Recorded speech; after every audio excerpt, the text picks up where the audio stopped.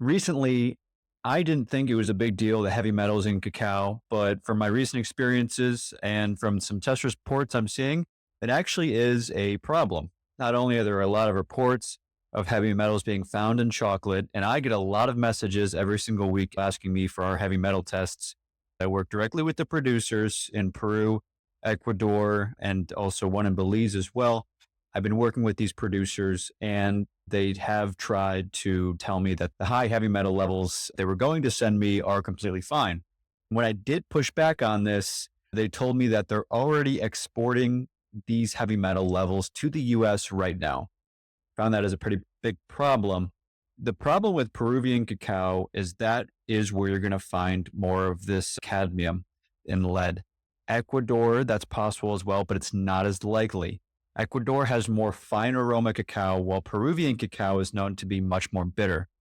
And maybe it could be the soil, but it also could be because they genetically crossbreed that cacao in Peru for yield and for production. So you're not going to get much of a flavor profile.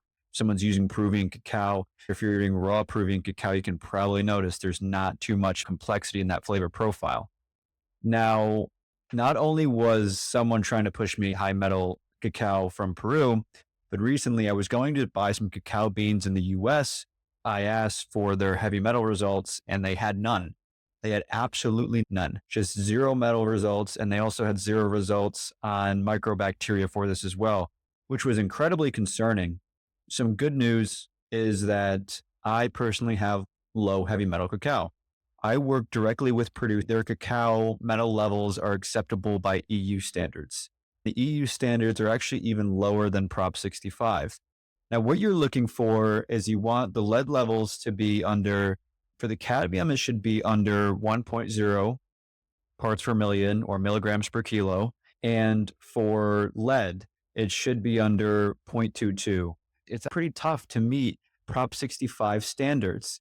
But what I would say, if you're buying cacao from a company, it's completely acceptable to say, hey, do you have heavy metal tests or would you mind sharing your heavy metal results?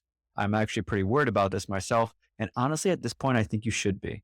I didn't think it was a big deal until I started to see producers try to slip past these heavy metals in cacao on me personally.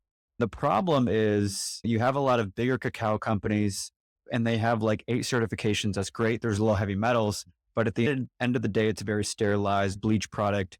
There's not much going on with it at all. And it's done through monocrop agriculture. Really what you're looking for is a combination of low heavy metals and then what they call single origin. And this basically means that they did not crossbreed the cacao with different origins or varieties to yield for production. They grew this cacao in the forest with other plants around it, so it has a different nutrient profile. As in the other plants, when they're shedding, when they're shedding, that's attributing to the soil of the cacao plant, and it's also going to change the flavor complexity profile as well. And actually, it's really cool. I saw this map recently visiting a supplier in Ecuador. I saw a map. Every single region in Ecuador, there's a different flavor profile because of the other things growing in that region. Ecuador, in my opinion, has the best cacao in the world. It actually is where cacao originated from. Other really great cacao regions, it's going to be Belize and Guatemala from what I've seen personally. Maybe there's some other ones out there that are great. Let me know in the comments below. You kind of start to discover which ones are the best as you constantly have vendors reaching out. You begin to see the price points of different regions and areas, and then you can start to see the flavor differences as well. In my opinion, cacao should not be bitter by itself. It should not need a lot of different flavors or sweeteners. You shouldn't have to combine it with anything. It should be enjoyable by itself. Maybe that's because you're buying the wrong cacao. We've been raised to think about chocolate or cacao in the past is like, oh, it's really bitter. You need some sugars and sweetener, whatever. That's not how it should be. Cacao is a superfood that's been around for thousands of years. And when you grow it in the right conditions and produce it in the right way, it can be low in heavy metals. It can be incredibly beneficial for your health. It can increase stem cells in your blood. It can increase circulation, and it doesn't have to be bitter at all. It can actually be very tasty just by itself, 100% cacao. We have some of the best cacao in the world. We've heard that a lot. We're trying to go for experience, quality, and safety is really important for us. One last thing inside this video. With cacao powder, you want to watch out for the heavy metals and cacao butter, that's where you want to watch out for the pesticides. So you want organic cacao butter and low heavy metal cacao powder. Ideally, it's all organic, but that's just what I've been told recently by a producer, is that the heavy metals cling to the powder and the pesticides cling to the butter and the fat.